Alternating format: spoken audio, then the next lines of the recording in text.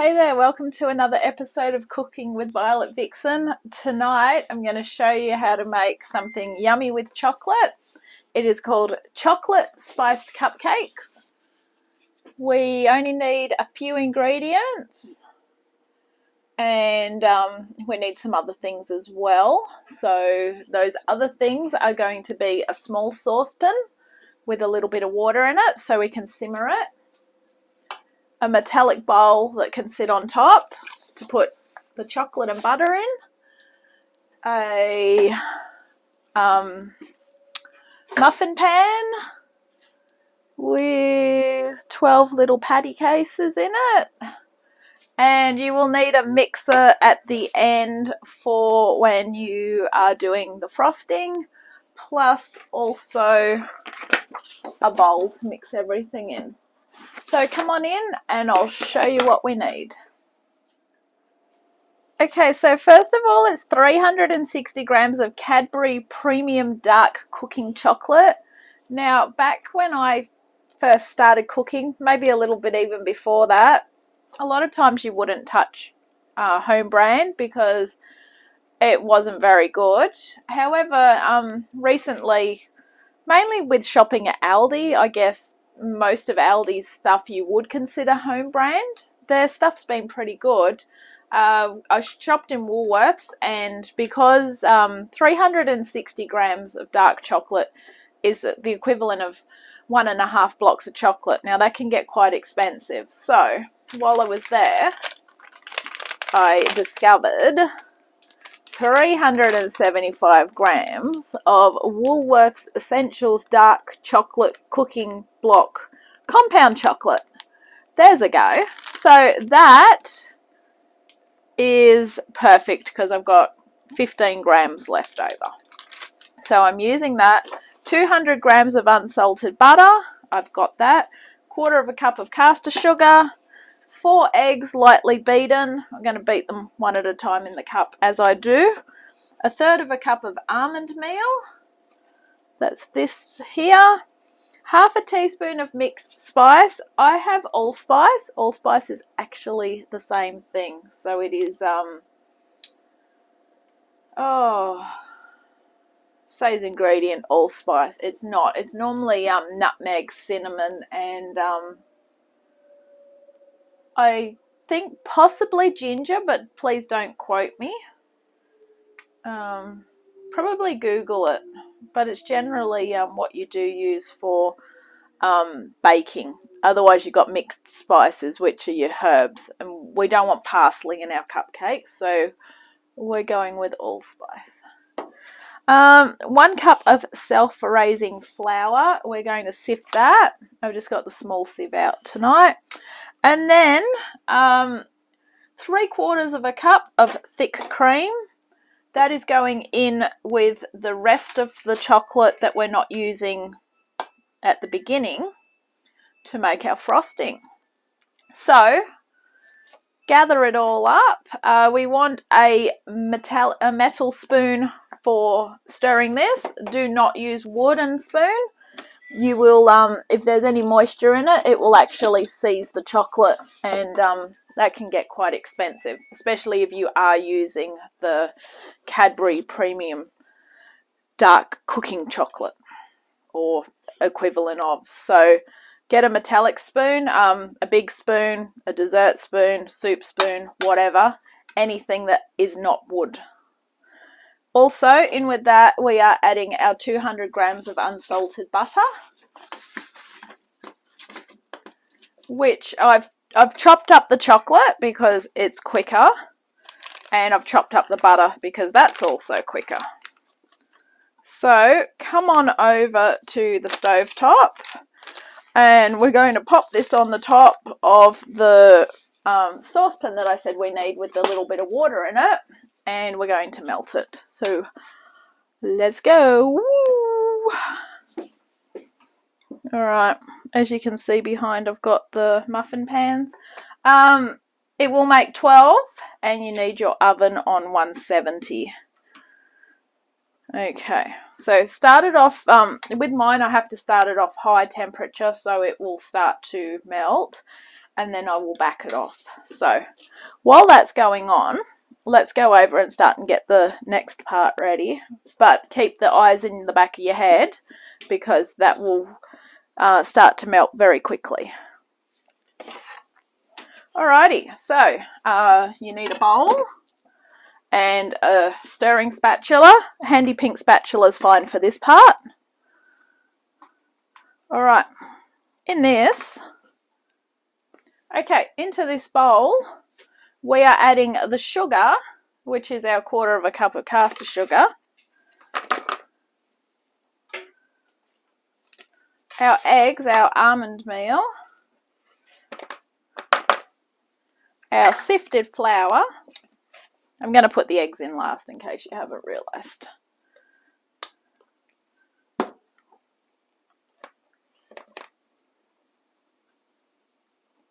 So the good thing about these is they are pretty easy to make, because while that's going on over there, you're pretty much getting this part ready.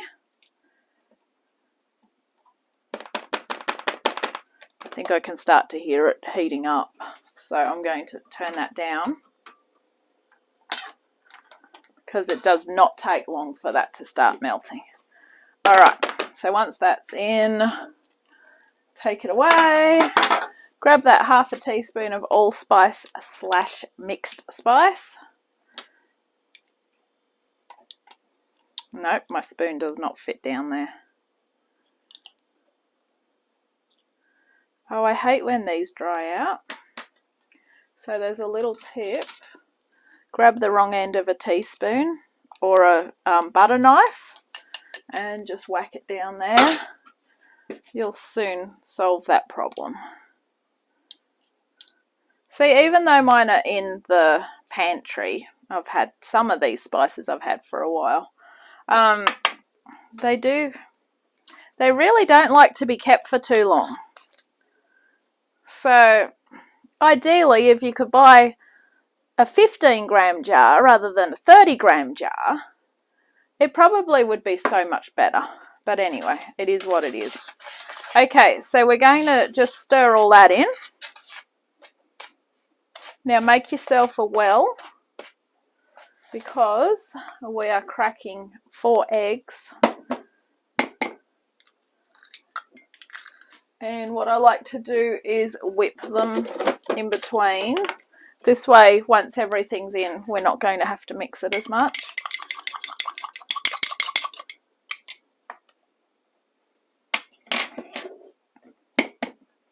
And the reason why, in case this is the first time you've seen me doing an episode, the reason why I whip them in the cup is in case I get a bit of eggshell in there or a bad egg. That way I'm not wasting all the other ingredients.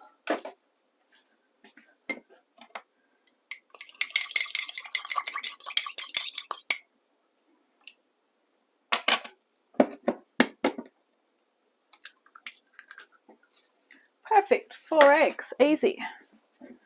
Alright, lucky last, and I've managed to spill a bit down the side of the cup. Of course I have. Alright, look at that, that's perfect. Let me just wipe this up. I always try and keep some water in the sink if I can, or a chuck's close by. And a tea towel if I need to just quickly dry up my area. Okay. Ideally, if you can wash up as you go, then it's a lot easier when you finish. But if you can't, then don't worry about it. Just do it later. Alright, mix, mix, mix. How's your chocolate going?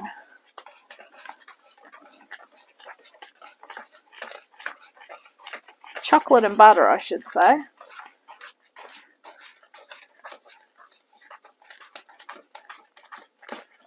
Okay, so once this is all mixed in, the next thing that's going in this is going to be that chocolate and butter mixture.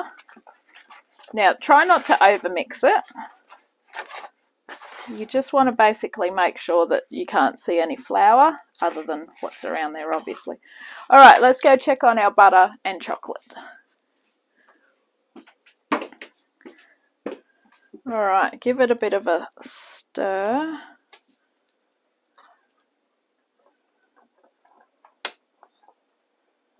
It doesn't look like it's doing anything yet. But there's steam coming out of the bottom, so it is. Alright.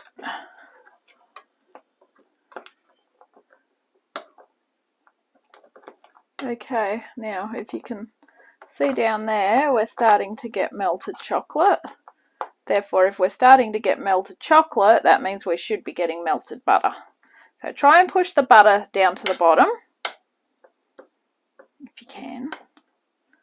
Ideally, a bigger bowl might be better, but one day when I was cooking, I discovered that this is the perfect setup for any time I've got to do the equivalent. You can get a thing called a double saucepan, believe it or not, and it's exactly this, and it probably cost you a lot more than what I'm doing right now, which is just a silver bowl and a saucepan that we've had for years. So it was a good idea, and I've just stuck with it.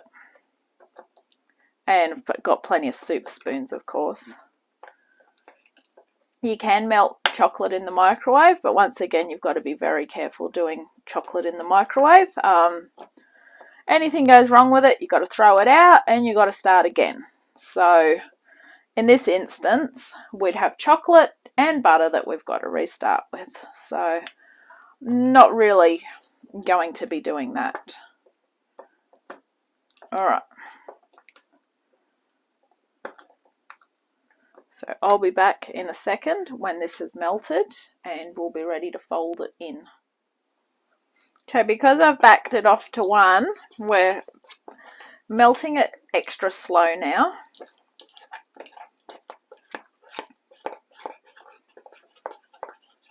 As I say, you've got to take your time with chocolate, otherwise very costly mistake. But we're getting there now. Once things start to melt, everything follows pretty quickly.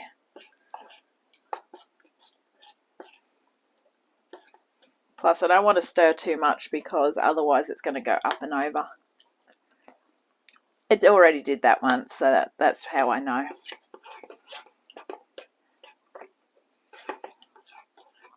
If you don't like dark chocolate, you can substitute your dark chocolate for milk chocolate, or if you want, you can do white chocolate. So it doesn't really matter which one you do. Just make sure you keep the amount of chocolate to the same, stick to the same recipe. But yeah, so there's a variation you can do. If you want to add chocolate chips in, you can. Probably maybe 1/4 of a cup to 1/2 a cup, just to add a little bit more chocolate to it. Or ideally, when you decorate, you might just want to put sprinkles on top or something like that. So many variations you can do on these particular cupcakes, so don't feel like you have to follow. If there's any interesting changes that anyone makes that they're really happy with, please leave a comment and let me know what you've discovered. Ow, that was hot, see? That's why you don't touch down there. So yeah, any variations, let me know. Any ideas, let me know. I'm still, even though I've been cooking for a long time, I can still learn something new. So just so you know, I learn something new nearly every time I cook. Even if there's a shortcut, I would like to know sometimes. As I say, other than paying a lot of money for a double boiler saucepan, I believe there's also a thing that you can get called a simmer mat as well, which goes over the hot plate.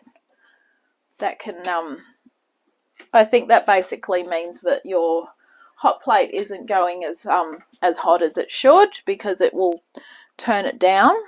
So that can probably help as well. I've never really needed one of those, so therefore I wouldn't have a clue where to start or how much they are. So once again, if you got one of those, leave a comment, let me know. All right, now we're nearly there. I just want to make sure that I've got no lumps in here.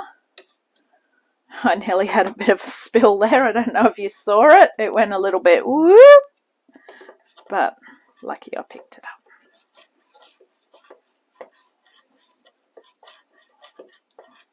Beautiful, look at that. All right, nearly beautifully melted chocolate. Obviously this way we're making it more of a creamy addition. Generally you would always cream the butter and the sugar together, but this time we're doing it a bit different. We've got dry ingredients plus the eggs, and then we've got this as our other wet ingredients. All right, I'm going to leave it at that. There's like one tiny speck of butter there, 2 tiny specks of butter. I reckon they'll just melt when they get there. They'll just go, nah, we're just going to join the fun. That one there, come on. Just join in, just melt. There we go. Just help them out a little bit if you can. That's why it's important to cut it up smaller. The smaller you cut it up, the quicker it melts. All right, turn that one off. Lift that off. And let's go back over and mix it in. Now, because I am going to be using this bowl again to make the frosting, plus the water, I'm going to actually leave the water there. It will cool and then I can just reboil it. It'll be fine. But I will have to wash this because I do not want the butter in with the frosting. So ideally what we do is once we get these in, we'll wash this, put the chocolate in, and just sit it back on top, and it will start to slowly melt. So then when we're ready to go, it's going to be a lot quicker because all we've got to do is basically add the cream and warm it up. So make a bit of a well, in we go, just put a bit in and then stir it and then come back to it. That's it.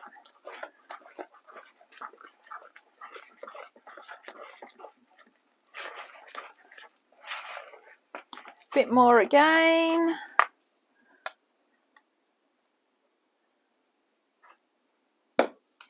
Give it another mix.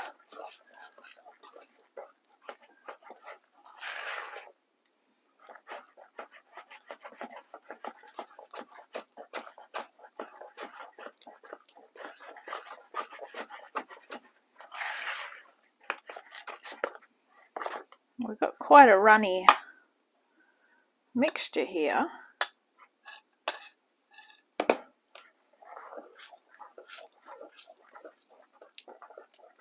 It's very weird because normally a muffin is quite a thick mixture.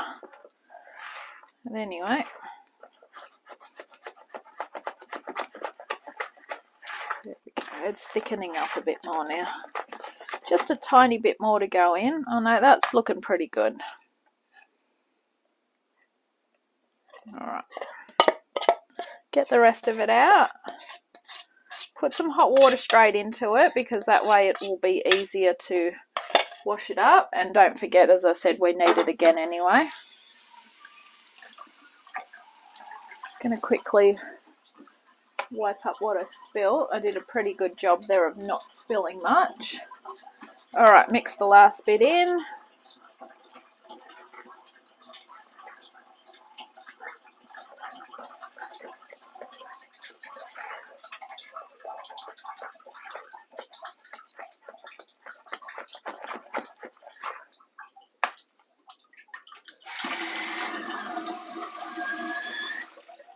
Okay, now I'm going to grab the big metal spoon for this part.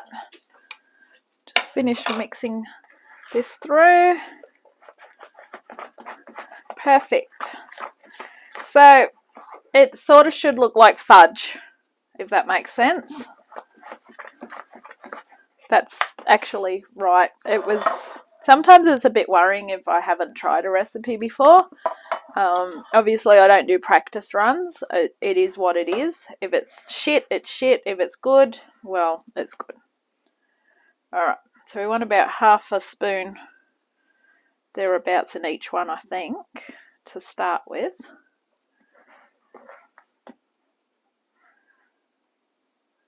Yeah.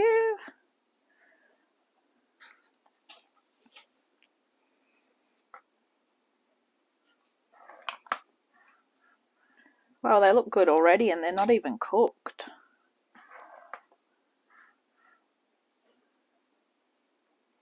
Now, the good thing about these is they're only going to cook for about 20 minutes. So, while they are cooking, this would be a good time to start and actually get that frosting ready, because you need to mix it, refrigerate it until it's cooled, and then mix it with the mixer. So, ideally, you want to be nearly ready to frost them by the time they come out of the oven, but you got to let them cool a bit, otherwise the frosting's just going to go to shit, like the top of the banana cake on the last episode. The cake was fine, for those of you that saw the previous episode. It just didn't set in the middle, so therefore when I frosted it, it got frosting in the middle as well. So the cake naturally got cut up in weird ways. Basically the middle was abandoned, not fully, but pretty close to being abandoned. So yeah, that's my oven as well. Sometimes I set it to lower temperatures. This time I didn't. So that can have an issue as well. Alright, 2 more.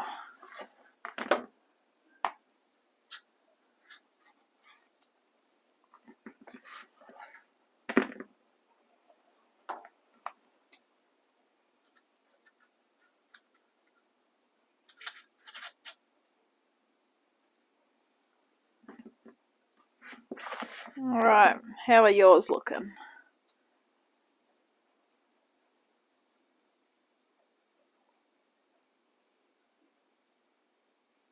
Any that are a bit lower, just try and get a bit more mixture into them. Sometimes you can try and use a measuring cup when you're doing this instead of a spoon. That way you're going to get the same amount per cup.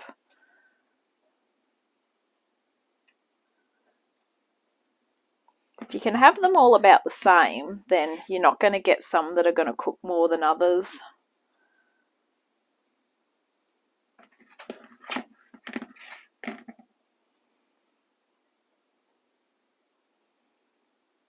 Alright, so I'm going to put mine in at 170 for 20 minutes.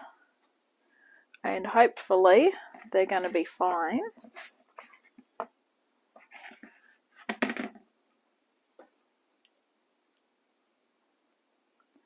Alright, we'll be back in 20 minutes.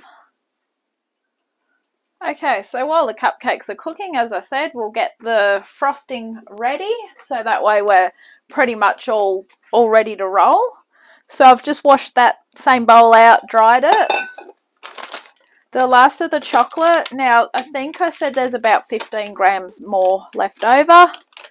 In all honesty, 15 grams is probably going to be like 1 square, so just chuck it in. Don't worry about saving 1 square of chocolate. If you end up having to buy the 2 blocks, like I said, which was going to be the 500 grams, different story. So all I did last time was I cut it up into the cubes. We're going to put those in there. Can't even pick them up. Alright, here we go. Alright, chop these.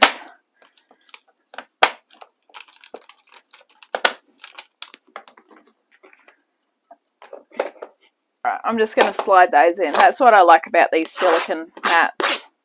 All right, I'm going to pop that back on top of the simmering water. Even though the hot plate's off, that will start melting on its own, which is really good for us. Okay. So what we want to be doing, melt remaining chocolate with cream in a heat-proof bowl over simmering water, stirring until combined. Refrigerate until cooled. Beat with electric beaters until thick. So we want that cream straight away, which, as we discussed at the beginning, is 3/4 of a cup. That is that much there. So I've got just the normal thick cream. You don't want a thin cream, you want a thick cream for this, because that way when we go to beat it, it'll thicken up very quickly as well.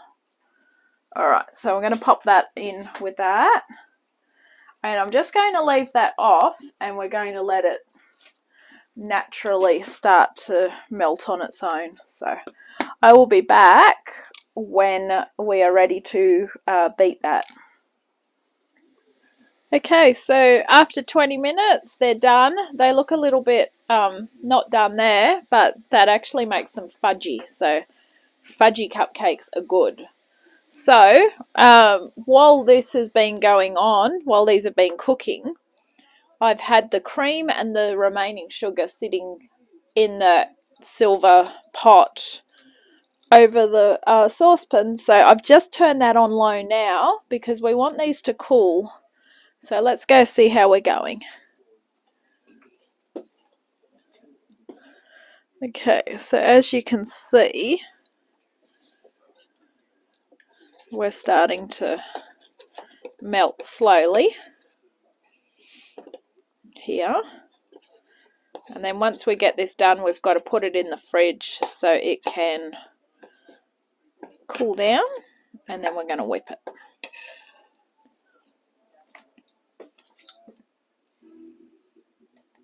And then once it's thick, that is when we will spread it on the cupcakes. So in about 5 minutes, what we need to do is get the cupcakes out of the pan and pop them onto a wire rack, because when they're on the wire rack, they will actually cool a lot quicker because they're not sitting in something that's still hot. So for those of you that don't know, that is a wire rack.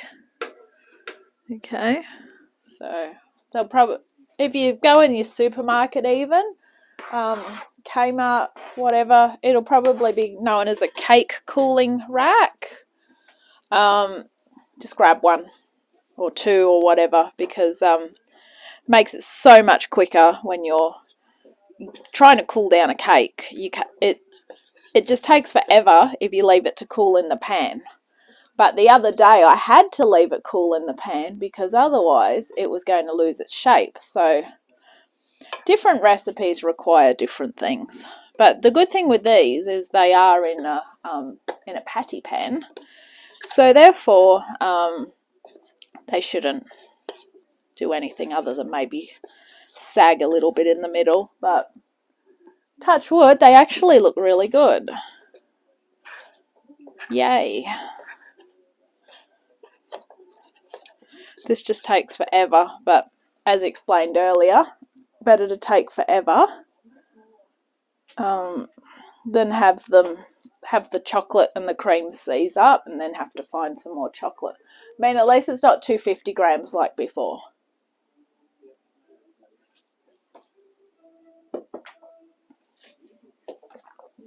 All right. So keep stirring it gently. This is why I said to just put it straight back on, even with it turned off, because it will actually start to melt it. And if you can do it at a low temperature and not actually bring it to the boil, it will cool even quicker as well. There's another thought. So when it's cooled, just get your electric mixer down. Don't even need to take it out of the bowl. Keep it in the same bowl. It's probably quicker.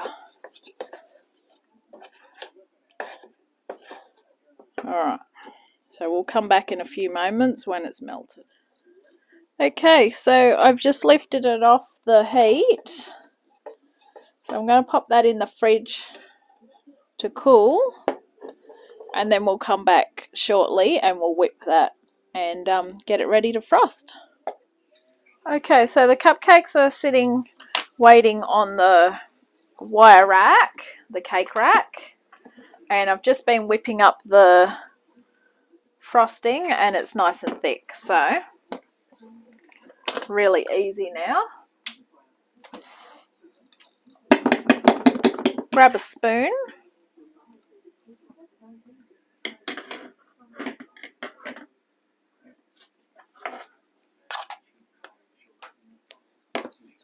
And just pop a bit on top of each one.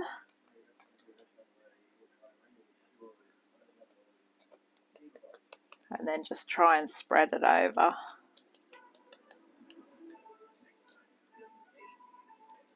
It should spread quite easily because of the cream.